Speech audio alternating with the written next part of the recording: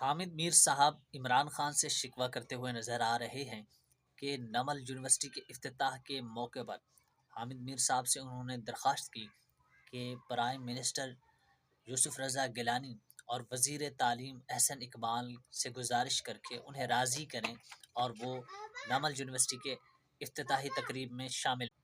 اور آج انہی پہ باتیں کس رہے ہیں، تانا زنی کر رہے ہیں۔ تو کہنے کا مقصد یہ ہے حامد میر صاحب، آپ ایک جرنلسٹ ہیں، بہت اچھی معلومات ہے، بہت اچھی تعلیم ہوگی آپ کی،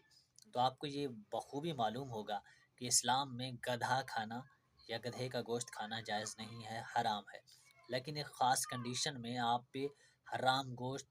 بھی کھانا جائز ہو جاتا ہے، اس کی ایک مقدار جائز ہو جاتی ہے۔ تو آپ نے جب وزیر تعلیم اور پرائم منسٹر ایسے لوگوں کو بنایا ہوا تھا تو وہ ان کی مجبوری تھی، آج کوئی مجبوری نہیں ہے۔